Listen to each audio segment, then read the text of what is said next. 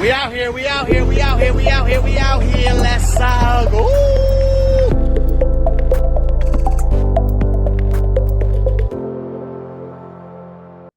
Welcome to another episode of the Soothing Semantics podcast. I am your host, Rafi Pinsky. Make sure to subscribe, like, share, leave your comments.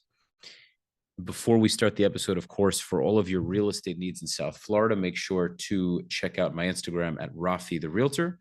Check out my weekly newsletter that goes out every Monday to stay in touch and stay up to date with everything South Florida.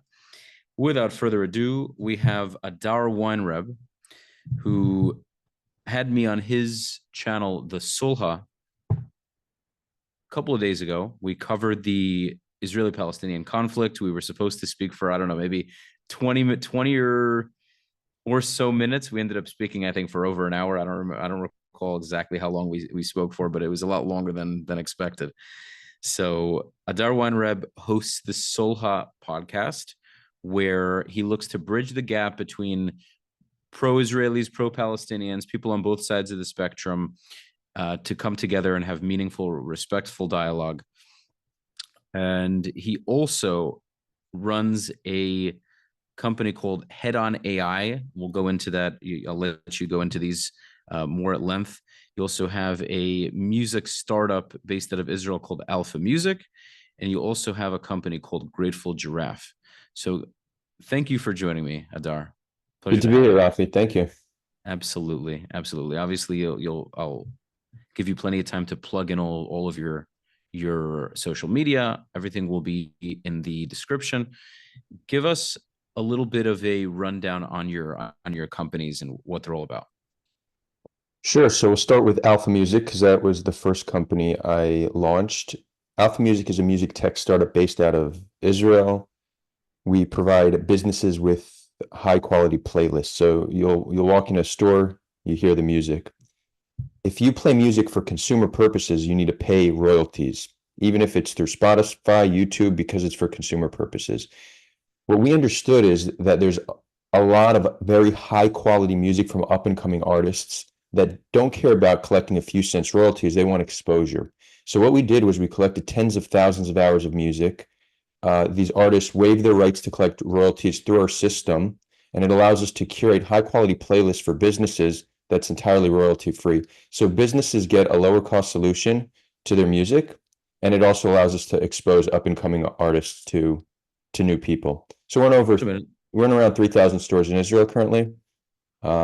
I haven't been active in that company for years now, but call me a silent partner. Mm-hmm. The second company is one called Grateful Giraffes. That's a lifestyle brand and community focused on human well-being. We have chapters in different cities around the world, but our main chapter is LA, then Tel Aviv, New York, and we actually have some in Miami. So when I come down to Miami, we'll be doing some events and dinner. So I'll let you know about that. Rafi? Lovely. And then the third one is called headon.ai, or Head On is the company. And we're building a platform that connects people with opposing viewpoints for conversations. The idea is that this conversation is guided with an AI facilitator, helping people speak longer, understand each other better, and hopefully find common ground. The world today is more divided than ever before, and we believe we found a way to scale civil discourse to millions of people around the world in a way that truly has a noticeable impact. So that's my primary focus these days, Head On. And Rafi, as you mentioned, you'll put my contact information in the description.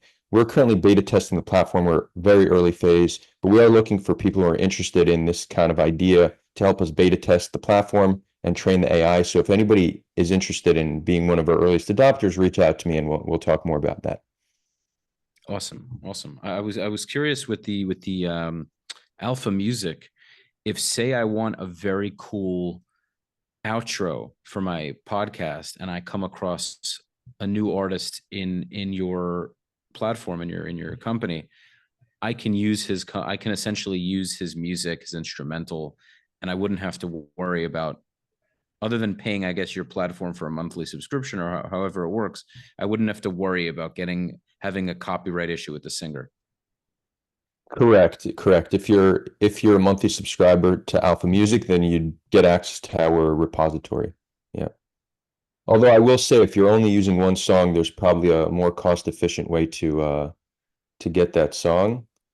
I know there's sites that have like some amount of royalty music.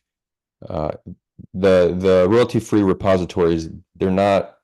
I wouldn't say that. I'd say they're not high quality enough to have a full playlist that plays throughout the day. But if you're looking for just one song, it might be a better solution.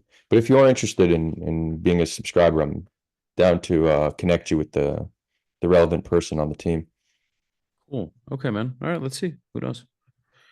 So there you have it, folks. These are the brands that Adar is either currently running or has taken more of a back seat. Nonetheless, I will give all of the viewers more information. Now, getting into Solha, how did you start the channel? What were you doing prior? What caused you to? Yeah, so in 2008, I made Aliyah. I moved to Israel.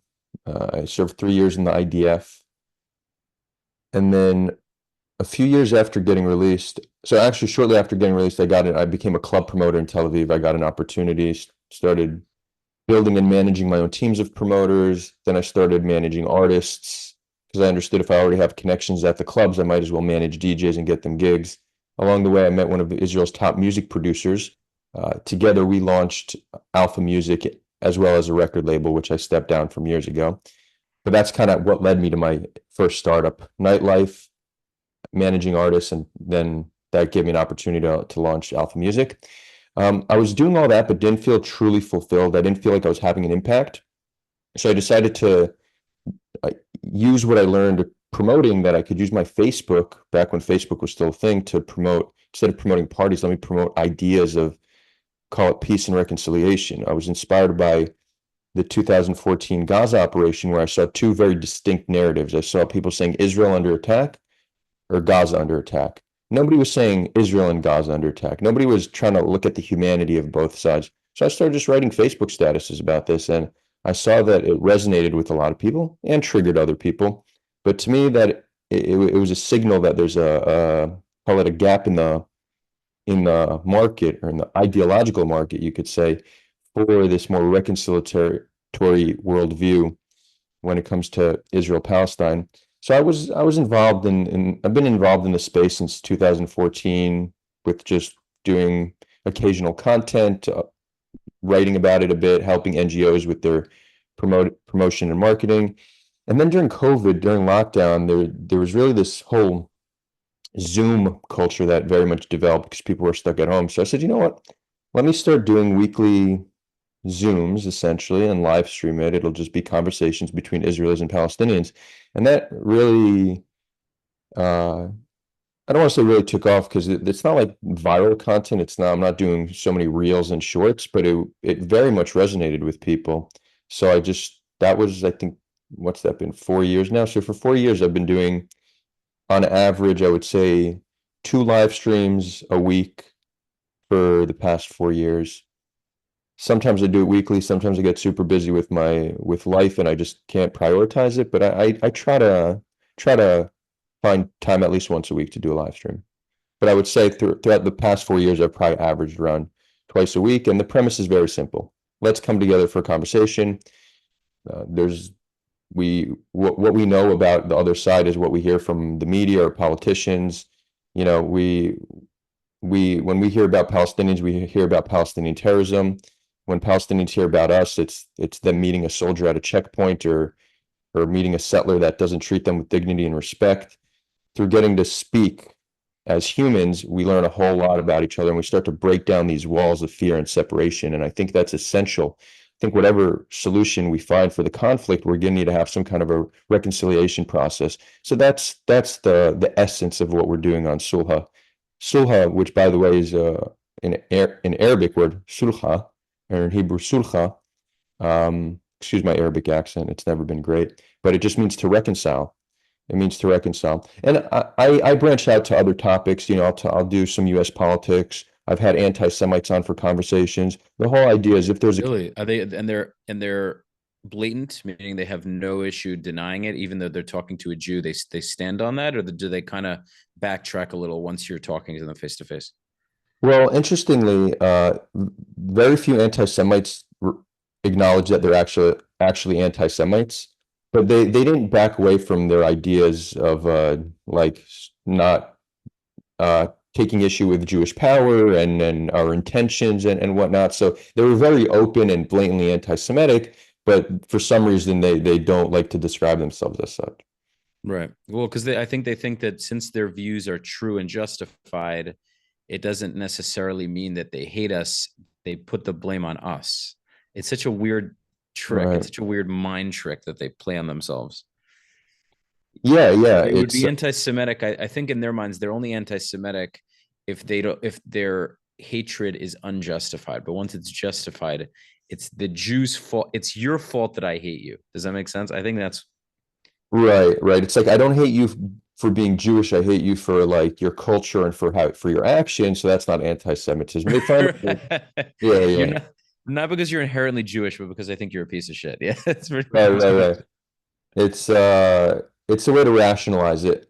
And I is. have seen some anti-Semites on Twitter, for example, that are openly like, yeah, anti-Semitism is the correct position. And I have respect for that honesty, at least. We may disagree, but at least be honest about how you feel. Yeah. Sure.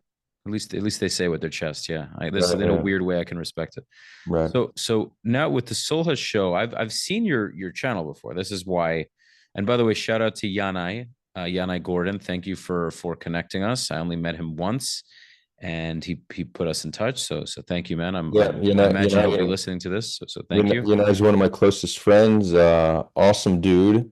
So shout out Yanai. I actually saw him last night, and we had a nice little 45-minute debate. So he got me all ready and warmed up for this one. Oh, really? Yeah, I feel like he shares kind of more of my view of things, but yeah. I would say he yeah, he's somewhere in between. I would say. Yeah, yeah. yeah. Okay. Well, first of all, where did you serve? Which unit were you in? I did 3 years in Golani. You were in Golani. That's surprising. I would have thought Nachal or I know I'm too. Tzimchanika. I know I'm a little too white for Golani, but yeah, no, Golani. Yeah, I was in Orev Golani, which is part of their Sayeret, which is a little bit more, call it my demographic. But yeah, did 3 years in Golani. Mhm. Gotcha. Interesting. Yeah. No, I was. I think I told you what unit I was in, right? No, which one? I was in Netzach Yehuda. I was in Kfir. Okay, okay. Now it makes some sense now, right? Yeah. You have Kfir vibes for sure. My cousin was in the first. I'm pretty sure the first Machzor for Kfir ever. Oh, really? So, yeah. Back in what was it, 2006? It must have been like late 90s or early 2000s. No, isn't it? I thought it's way newer than that, unless I'm mistaken. But I think he only went No, I think 2006 or five. Has it been around since maybe you're then? right. Maybe you're right. I think Fear itself is around 20-ish years old. Oh, okay. Well, I okay. think. I'm not Let's sure. I'm not see. totally sure. Um, okay, we could look Yeah. it up, Quick possibly. Yeah. Google search. I'm sure I can pull it up. Well, yeah, I guess it doesn't really matter, but okay. Yeah, that's why I was moving on from it. But it definitely is newer. So okay, with the channel, just to go into it a little more, what are some what are some viewpoints that maybe you heard from the both? We'll start with the pro-Palestinian side. When you initially started your channel, how long have you had your channel for? Solha. 4 years, 4 years now. Okay. Okay. Right. I guess that makes sense. You said the lives for 4 years. Okay. Uh, when it comes to the pro-Palestinian side, what were some ideas that were new to you or that were articulated in such a way that made your mind explode, that made you say, wow, I never thought of that. I was kind of always trained to think on the pro-Israeli side. This really shifts my perspective or gives me new ideas on things. So a lot of it was just call it more nuance on how they view the conflict. And I'm very anti-violence. I think violence should always be an absolute last resort, and very rarely is that the case. We're often too quick to engage in violence, and it generally causes way more harm than it does good.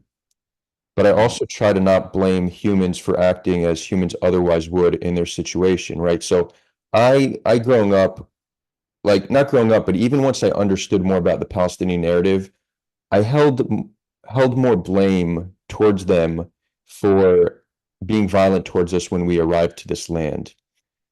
But it eventually I understood that there has never been a situation in the history of the world where one population came to a land, whether they came or returned, this doesn't really make a difference to those on the land when this population arises. But there's never been a situation where a population comes to land claiming it as their own when there's another population living there without violence being a response. That's been 100% consistent with every single population that has ever had, call it a conquering force or a colonizing force arriving. Violence has always been part of the response. So it's hard for me to blame them for acting as any other human would in their exact situation. Only This isn't the same as me saying violence is the correct answer, but it's certainly understandable given that situation that violence ensued. No, I agree that it was expected. I think the founders of the state of Israel knew that violence was inevitable from the quote unquote Palestinian side. I think it's the only case, though. Even so, even I think it's the only case where a people came back to the land. You know, whether you want to say that some of them have half of their blood it was never there, and they only have 20% Levantine blood. We can go into the semantics of it. Jews see themselves as Jews, however large their percentages. They saw themselves as coming back. So I think that's very unique. I don't really think there are there any other periods in history where a group came back to that land, so to speak. No, so I would actually agree with you. It's entirely unique. It just that wouldn't make any difference to the No, Palestinians. totally. I It do makes a understand difference to that, us. It makes a difference to us, and I think this but is the same. Often in conflicts, we like to say who's right and who's wrong. I think it's often just people acting in their perceived best interest, or they're acting very normal in that circumstance, and our destinies are colliding. They're at odds. We're both doing what we think is best for us or what we think is righteous. So, we were very oppressed in Europe, horrific conditions, and we had this desire to recreate a homeland on our ancestral homeland in a way that we can control our destiny and secure ourselves. This is a very understandable thing that we would want to achieve.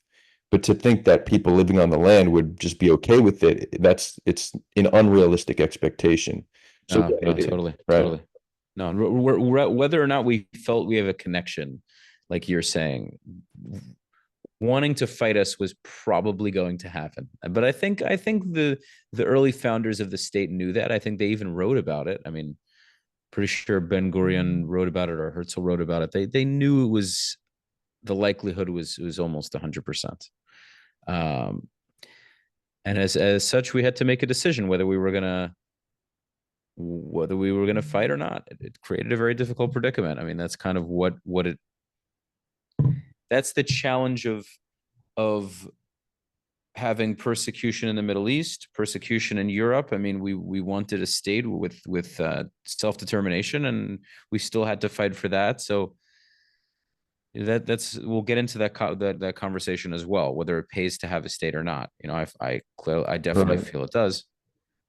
What I will say, and obviously hindsight's 2020, but in an alternate universe, is there any way we could have came to the land and established some kind of sovereignty without violence? And it's possible, but it would have had to look very different. We would have had to come and work with the local population and try to establish a homeland together. So we could have appealed to the Palestinian Arabs and said, we realize you want some state. We want a state. We have connections. We have money.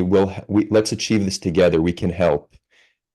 Let's build a shared homeland and really more integrate ourselves within the region rather than being seen as an external force. Because we came and we even called ourselves colonizers back then. There was what's it called, the Zionist colonial organization. There's some organization that actually uses the term colonizing, and we came with European garb and speaking a different language and different customs. Mhm. if we would have came and tried to more organically integrate ourselves within the land and work with the local populations to establish statehood and had like a binational state, it's possible that could have worked and it wouldn't have been violent. Today, 100 years later, I think a binational state would end in disaster, but that's given the history of 100 years of conflict. Could we have achieved it in a peaceful way had we taken a different approach? I think it's possible. So interesting. What's so interesting though is the European Jews, the Ashkenazi Jews, are so much have less in common than the Mizrahim do, right? The quote True. unquote Middle Eastern Jews, quote unquote. Right, for sure. But yet the Mizrahi Jews tend to be so much more right leaning. So you would think that people like to throw Right, this right, idea. but that's because they're more like that's actually a sign of their similarity. If you think about it, there Oh are no, other I understand. Of course, it is more yeah, like yeah. I agree with that, but it's also because they understand them more and know what their goals and aspirations are. And I think they are actually the ones who can bring peace. Meaning, even though you think it's counterintuitive, they're the fact that the Mizrahi Jews stand on what they believe, they're right wing and they're not apologetic about it. That is what Arab culture will respect the most. And it sounds this is I really believe this wholeheartedly because they have a lot of love, they have a lot of warmth, but they say, hey, Arabs, you don't control us anymore. We're not under your thumb anymore. We fought for this. We continue to fight for it. It's ours. You can live with us. We're very similar. We look the same. We eat similar food. Many of us lived in your countries. We're not going to do the Dimmy thing anymore. And Ashkenazim, on the other hand, are kind of like, well, but this and that, and that. So the Mizrahim are like, no, we're not doing any of that. And it's funny because the Ashkenazim don't seem to get any credit for their liberalism. They still get called fake. They don't get any more respect. The Mizrahi Jews are the ones that are called the real ones, so they're more right wing, and they still get more credit. They're still called the real Jews after that's all said and done. So it just seems like being straightforward and saying things like they are in the Middle East leads to a better result. That's my take anyway. Yeah, I'm not fully convinced of that. I think the reason why they are Mizrahim and Sephardic Jews are more right wing is because they're more culturally Middle Eastern, meaning they have a higher sense of honor. Mm-hmm. They have more of this like machoism, like, oh, you hit me, I need to hit you. It's really more of a conservative, even authoritarian type of approach to conflict that is more similar to the Middle Easterners we are in conflict with. Mm-hmm. I don't think that it's because they understand them better, and I don't think it's because they're straightforward, because if you look at like settlers, they are very right wing. You could say it like it is, but they are probably the most hated population, both by Palestinians and their supporters. So I don't think it really comes down to that. The reason why Mizrahim are called the real Jews is A, because they're not as light skinned or from Europe, and I think they're not perceived as as much of a threat because you look at who runs the show in Israel. We've never had a Mizrahi prime minister. Every prime minister has been Ashkenazi. Most of the highest positions of power in government are Ashkenazim. Zionism was a Jewish Ashkenazi movement, right? So they attribute Zionism, uh, its implementation and its current maintenance done primarily by Ashkenazim, so they have a more animosity towards us. That's at least my analysis of the situation. Great But I analysis. do agree with you that Mizrahim can play a great role as as acting as a bridge between both sides, and I think Israeli Arabs can as well, right? I think because there's more of a similarity culturally, that there is a greater opportunity for connection between those sides. Do you think we would do well with him, Zara? This is a question I hope you'll be super frank about.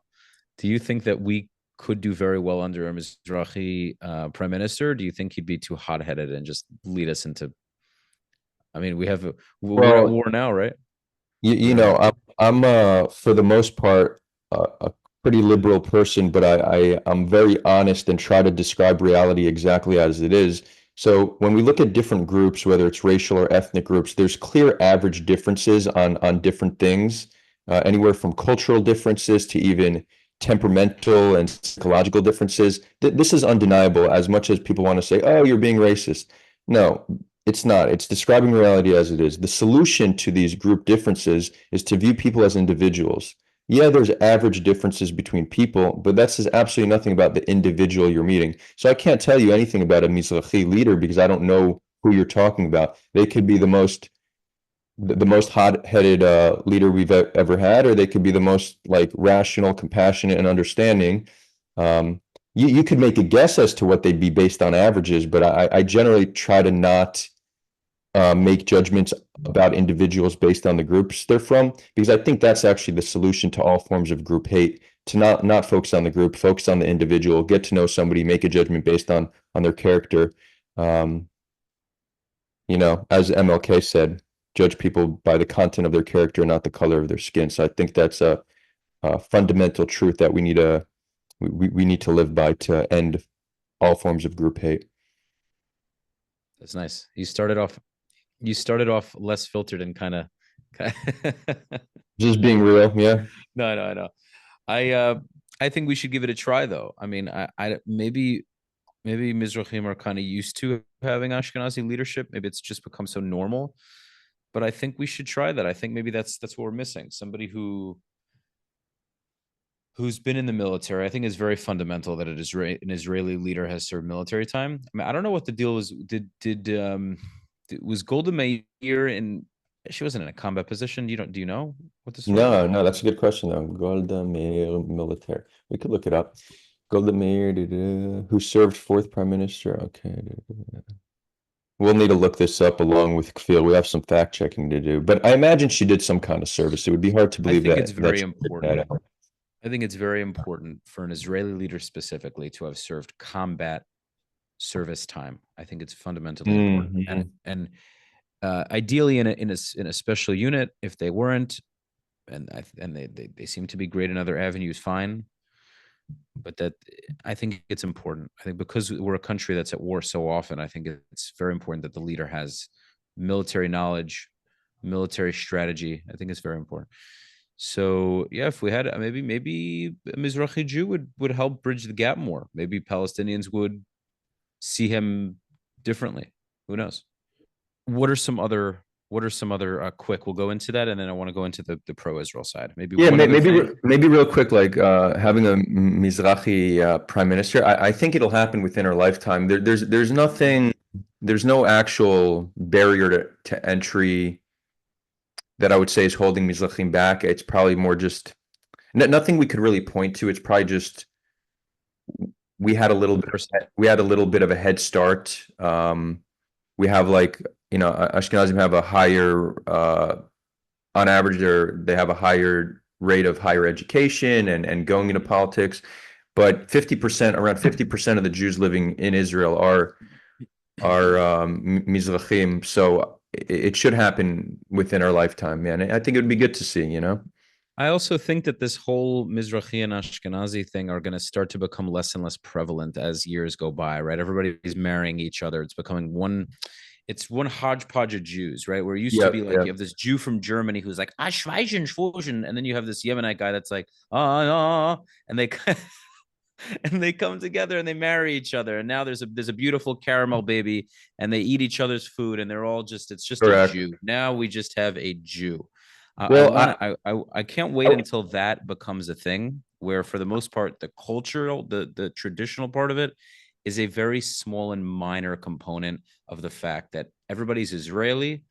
They may come from different countries, but that's all very unimportant at that point in time. I hope that becomes right. Yeah. I agree completely, and we're starting to see it already. A lot of the younger generation are mixed, which is great. I would push back on one point. You said we will eat each other's food. I'm not sure that there will be much eating of Ashkenazi food as there currently isn't. Yes, and it should stay that way. And it I, should stay that way. I grew up eating it, so I love it. I love that shit, but there's no denying that one group's food reigns supreme on the land, and for good reason. No question, dude. No question, dude. My mother's side is Ashkenazi. My father's side's actually Italian, not Jewish. Mix Mm. of things.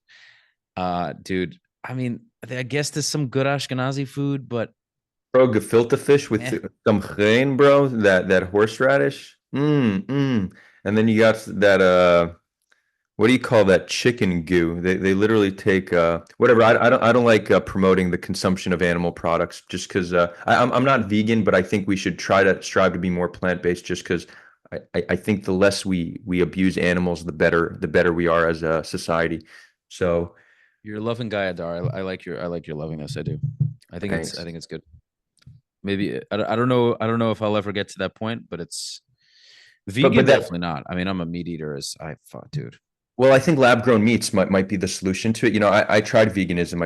I lost too much weight. I didn't feel great. But once lab grown meats become a thing, if we prove that it's not gonna give you cancer and shit, then I think can I curse on this? Oh I'm yeah, not- dude. Drop Yeah. whatever you want. Uh, F bombs, whatever you want. cool. Once we see that it's not bad for you, like I think lab grown meats very well might replace actual eating animal flesh. And like one day we'll look back, it's like, what, you guys would really kill animals and eat their flesh? Like that's fucking wild. Like that's how we'll look at it one day. But I don't think I agree that I don't think we'll move to veganism. I think we'll just have uh we'll have ways to replicate meat in a lab that very well may be healthier because you won't need to use antibiotics or hormones. You won't need any of that to grow it. So it very well might be a better quality, healthier product that doesn't damage the environment and doesn't harm animals. I think that's a future we're moving towards. As long as it's just as healthy, as long as it doesn't cause any real health issues, if it tastes legitimately like meat and it's got the protein and health benefits of meat, Yeah. I'm all in, man. I don't care. So what is another pro-Palestinian idea that really changed your viewpoint on the conflict? What's something that you can think of that somebody on your show said or somebody said in general that you said, "Wow, maybe their side has some sense."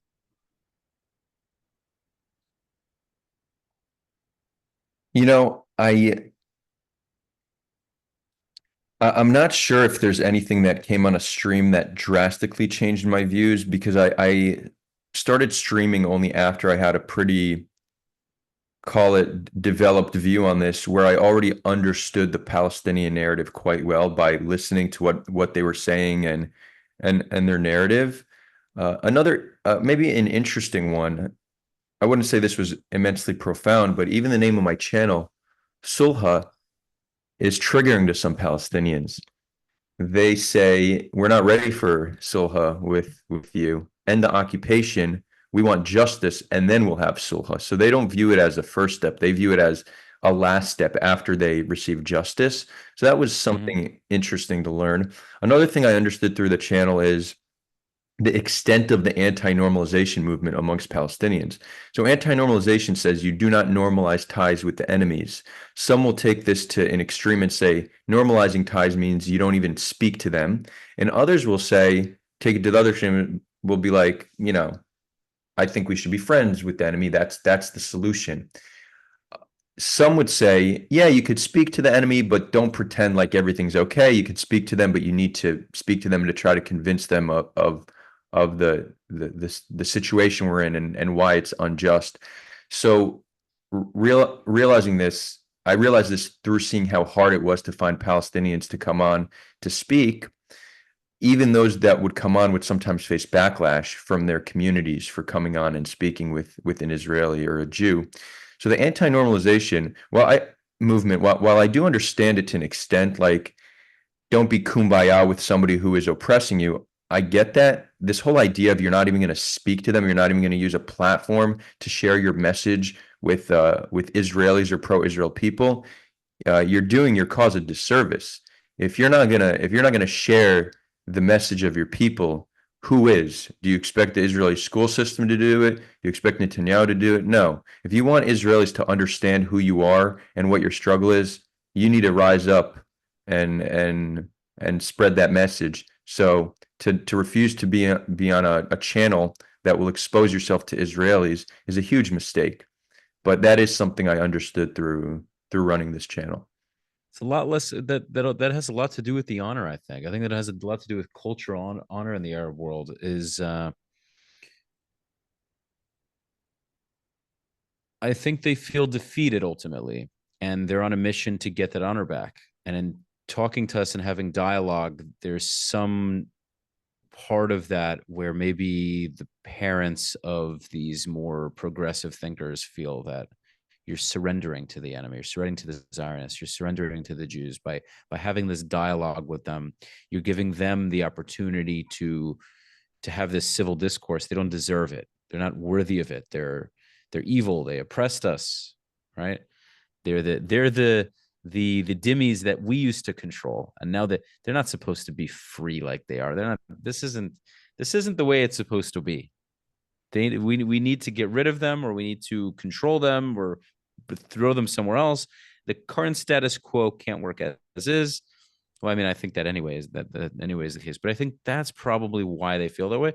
And I'm sure there are Jews also, parents who are very right wing, maybe Israeli parents who are very right wing, and their kid is more progressive, talking to pro Palestinians, and they're like, "You can't do this. You can't have this conversation with these people. It's not. What purpose is it going to serve? What are you going to, make peace with them? They don't want peace with you. Yada yada yada." So I see it on both sides, but I think the quite frankly, the Jewish side they have considerably more progressive thinkers, and at the end of the day, our country allows for this discourse. It's not illegal for you right now, if you were in Tel Aviv, to get on your channel and talk to somebody who's from Gaza. It's not illegal at all to do that. You won't get arrested for it. Correct. I mean, I have a Gazan friend by the name of Rami Aman. You should get him on. He he Where does he did live it. now? He's currently in Egypt. He's currently in Mhm. Egypt, but he's ready to go back. He's like, once the dust settles, I'm going to go back to Gaza and help rebuild. That's how he's looking at it. But he actually spent 6 months in Gazan prison for speaking to Israelis. I don't think it's the conversation with me that got him arrested. He did a public Zoom call with a group of Israelis, but Hamas arrested him and accused him of being a collaborator. Mhm. And he sat 6 months in prison. And once he got released, he went to Egypt. Was he But beaten? Was he beaten really bad and all that? he was tortured to some extent, from what I understood. Yeah, yeah, Well, yeah. this But is what I'm brave, saying. I mean, this is the brave problem. guy, brave guy. Yeah, for sure. Yeah, I Yeah. mean, living under a brutal regime that does not care much for their own people. It's uh it's unfortunate, you know. Yeah. I hope whoever But they what's the saying that stuck between a rock and a hard place? Is that how the yeah. Yeah. is that the expression? Well, that That that's is the that's expression. the Palestinian people are quite that, because we're the rock, and then their leadership is a hard place, and they can continuously get crushed between the two of us. Yeah. Yeah. Yeah. But I think, yeah, it's tough, man. It's tough. And the truth is a nice percentage of them are probably Jews. We're Jews at some point or another. Yeah, I mean That's they're I that's the mean biggest fuckery of it all. Yeah. Yeah. their DNA is on average more Levantine than Ashkenazi DNA. Yeah. It's around 60% Levantine, right? This is one of the false narratives we hear on the pro-Israel side. It's like, oh, they're just Arabian. They came from the Arabian Peninsula.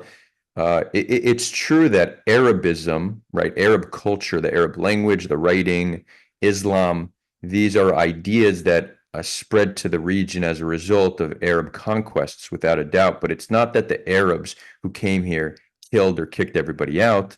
They actually um, integrated with the local population, right? They kept Hmm. Yeah.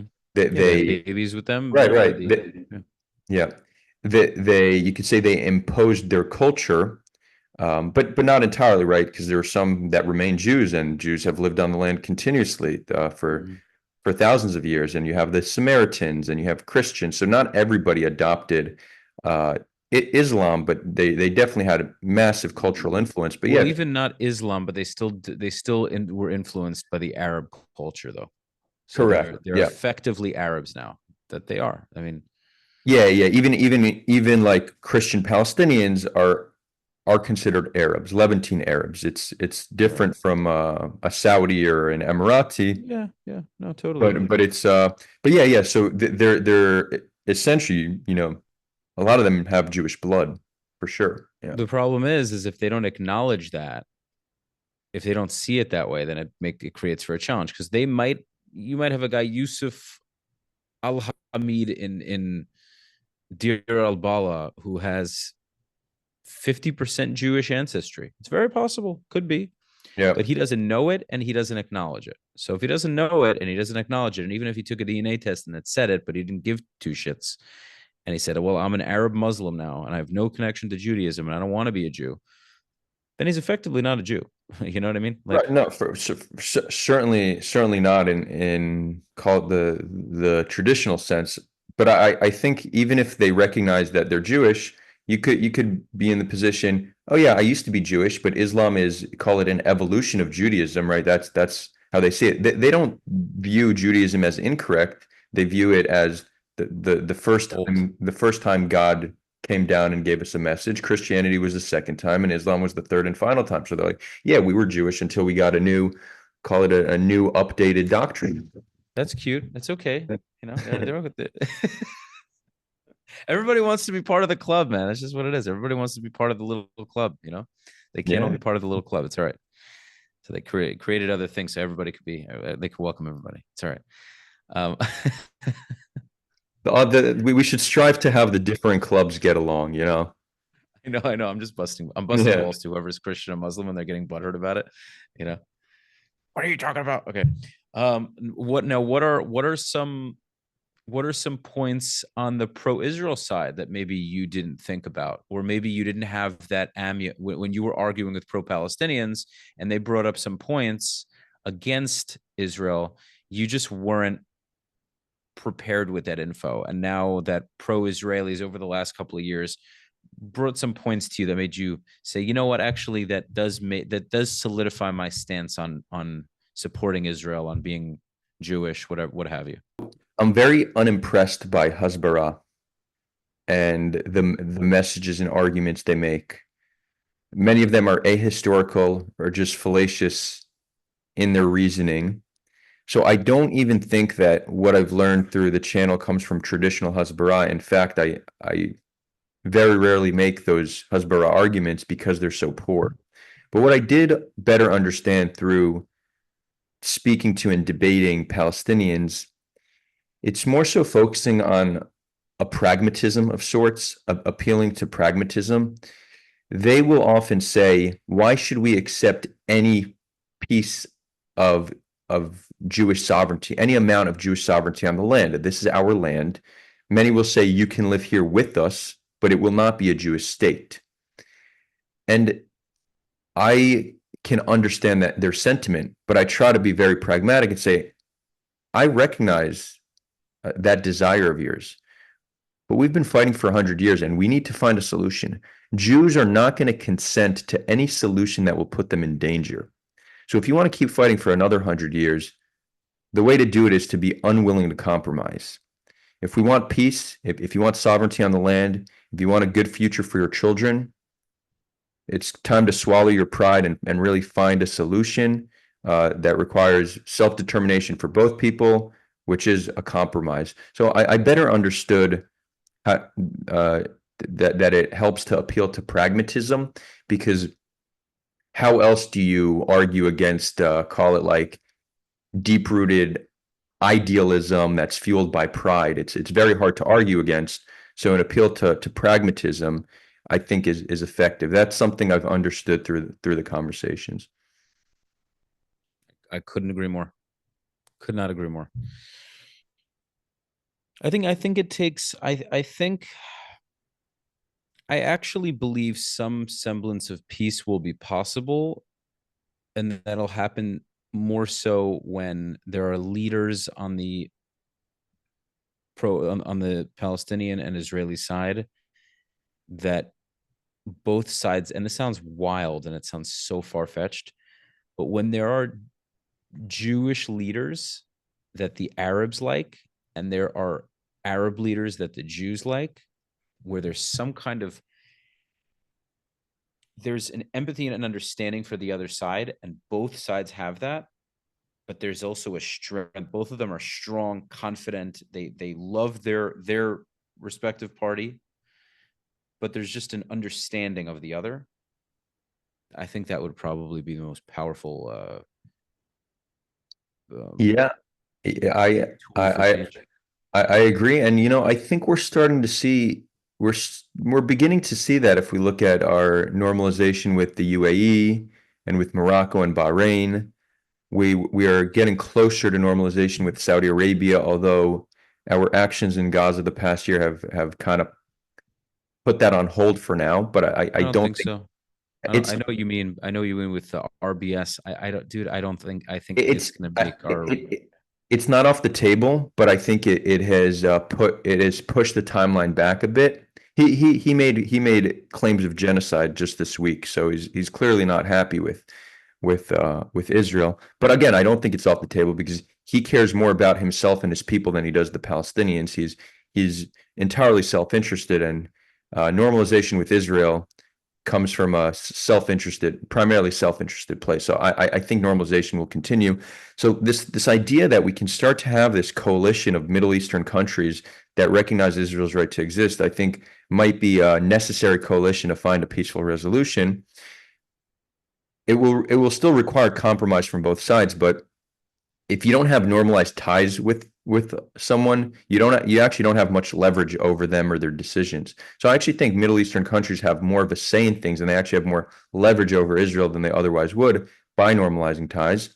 And I think that the Palestinians are going to be more receptive to call it intervention from Middle Eastern countries than they are the European Union, and certainly more so than the United States, which is Sure. Israel's number one supporter globally.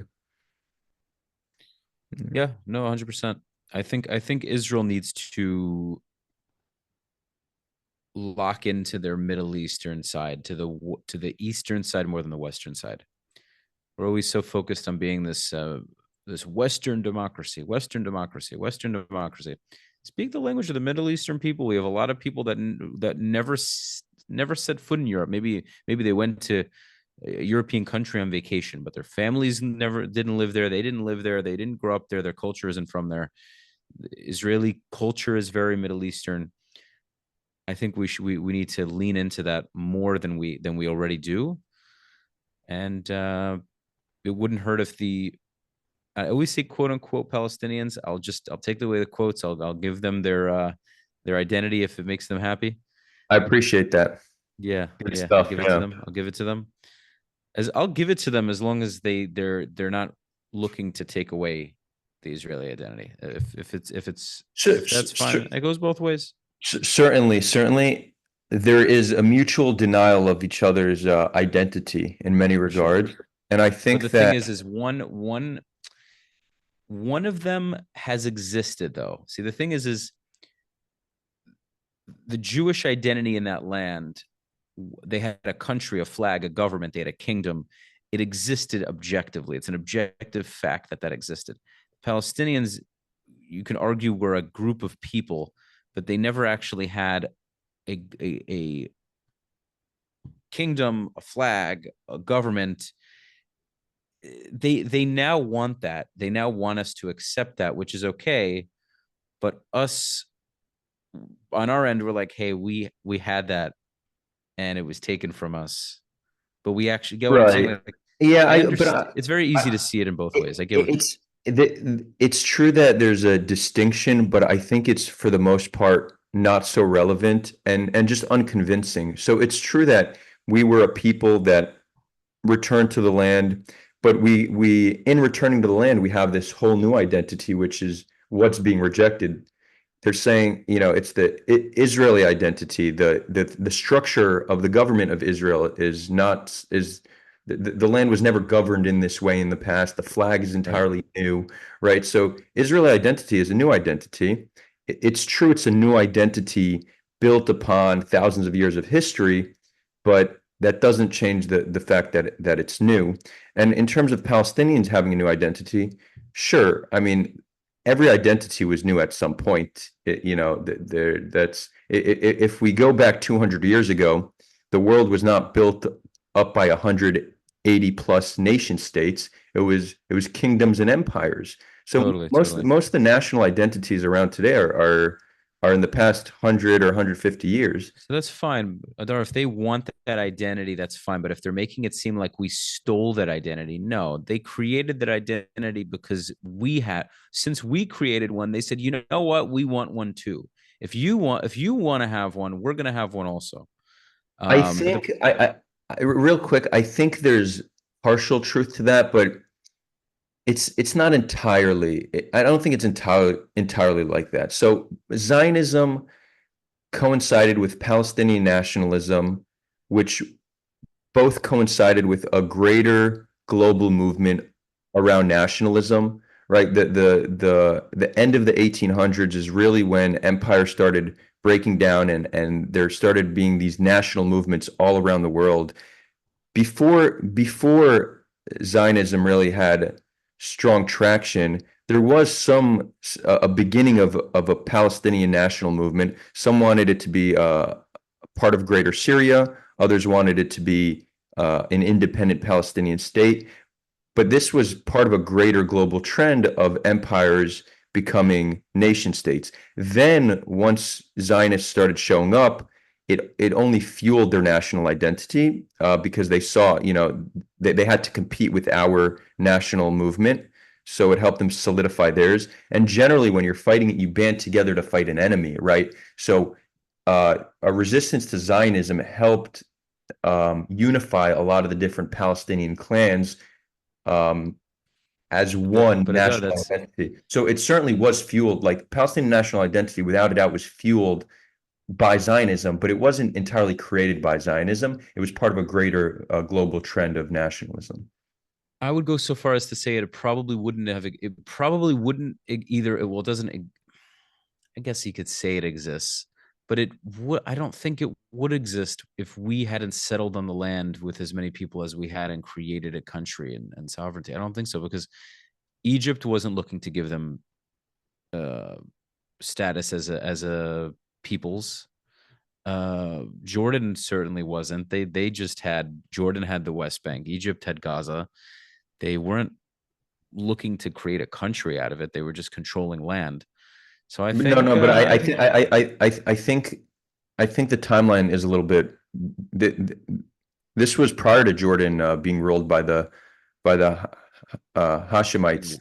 This was the land was Ottoman land. mhm. You had different regions under the Ottoman Empire, but they weren't sovereign. And as the Ottoman Empire started weakening and nation states started becoming a thing, people all over the Middle East started having these national aspirations. So, had there not been Zionism, there still would have been a move towards some kind of Palestinian state, whether that is a Palestinian state as part of Greater Syria or an independent Palestinian state. But it's not the national movement was not created as a response to Zionism. Mhm. It was only fueled and enhanced by Zionism. So Palestinian nationalism, you could think of it as a fire, and I don't say fire in the negative sense. Think of it as a fire, and then Zionism would be gasoline on that fire.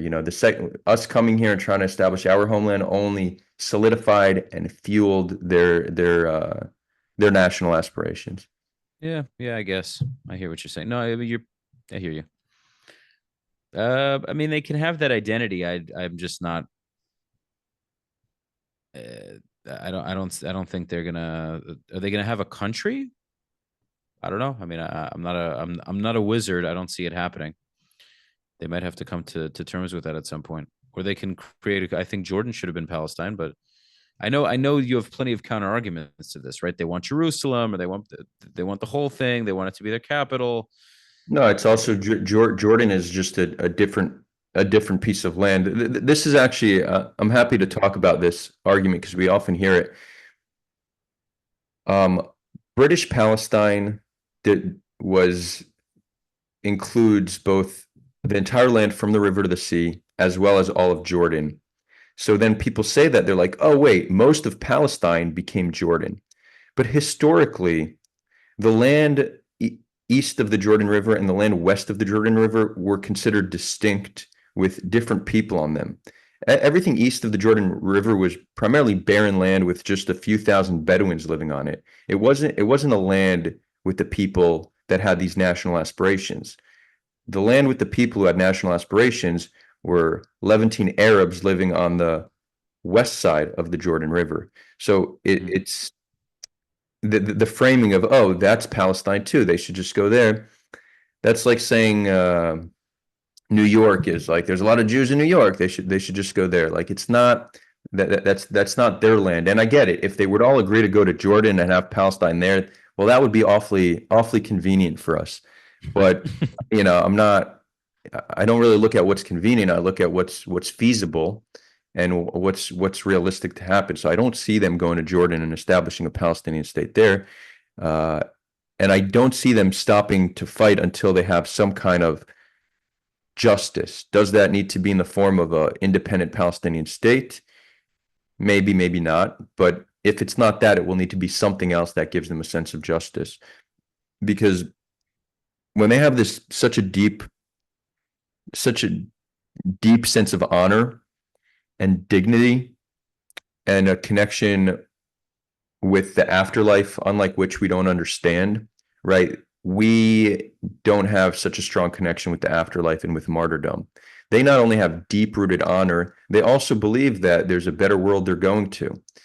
That's a combination of that's a combination that will create a population that is not likely to just give up and surrender. They would rather fight and die by the sword, die a martyr, and live a better life than submit to an entity trying to defeat them. So I think we need to understand this dynamic in finding solutions. And they're stubborn. It sounds honorable. It's also very stupid, but I can. There's a part of me that can respect it. I just in the pragmatic sense, it's very idiotic. It does create a very difficult enemy for us, and I respect that honor that they have. But from a very logical lens, it's pretty dumb. Yeah. Humans often make bad decisions and are fueled by emotion rather than like Right. rationality. Yeah, certainly. But so part of my worldview, as I mentioned earlier, I don't blame humans for humaning. Humans are such that they interact with an environment and they act a certain way. So I focus my energy on systems and institutions. You change an institution, you change a system, that trickles down and has an impact on the people. This expectation of like, oh, Palestinians just need to accept us, right? It's like an expectation of millions of people just having some realization is so unlikely to happen. It's not a good use of our time and energy to just have an expectation of this, just call it a mass revolution of thought. The only way to change people en masse is to change the environment they're living in. Right. So if we want to change Palestinian sentiment or how they see the world, you need to change the environment. You can't just have an expectation that they will change. Yeah. And this goes true. I say this to the pro-Palestinian side as well. They're like, oh, Israelis just need to give everyone citizenship and they need to be more accepting and this and that. It's like, okay, cool. That's a cool expectation. They're not going to do that if there's not systemic change. Yeah. Maybe everybody. I mean, maybe everyone needs a nice ayahuasca retreat. Oh yeah, I'm all for psychedelics to help deal with trauma and open the mind for sure. Maybe what it is. Maybe all these Hamas terrorists need a bunch of ayahuasca. So there's the organization MAPS, Yes. Association of Psychedelic Studies.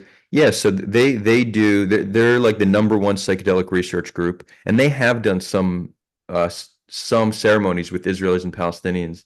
using, I believe it was with mushrooms. They may have done something with MDMA. I'm not sure, but they actually want to do more. I met Rick Doblin is the founder of MAPS. I met him at Burning Man and started talking to him.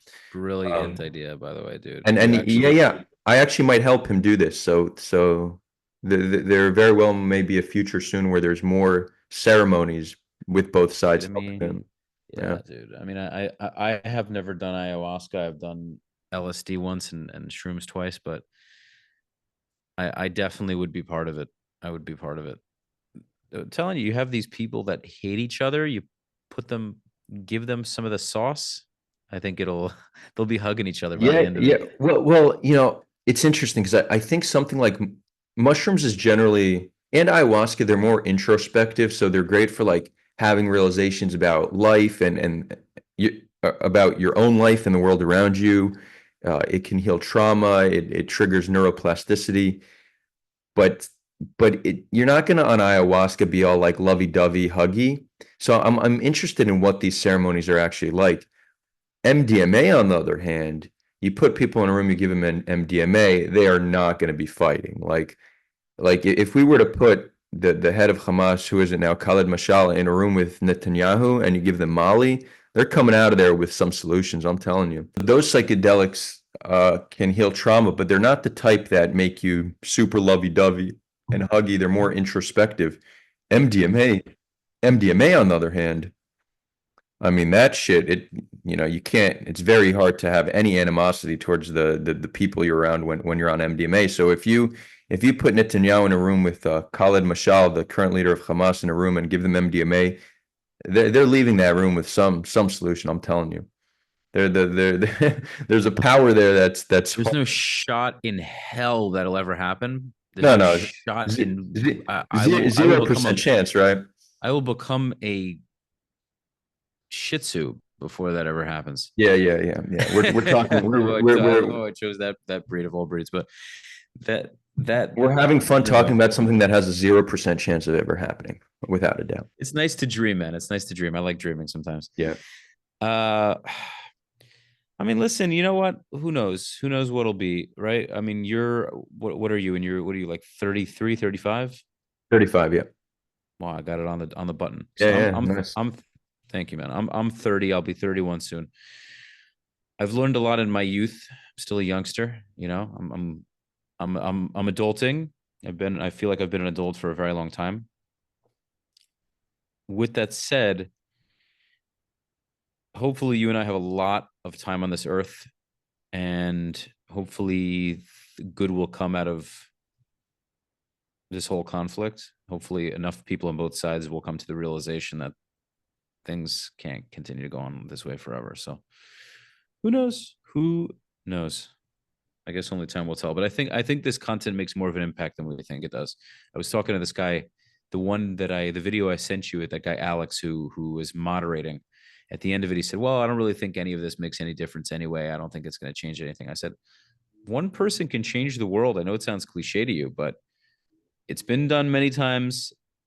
You've either had people like Hitler who changed things in a terrible way, Right.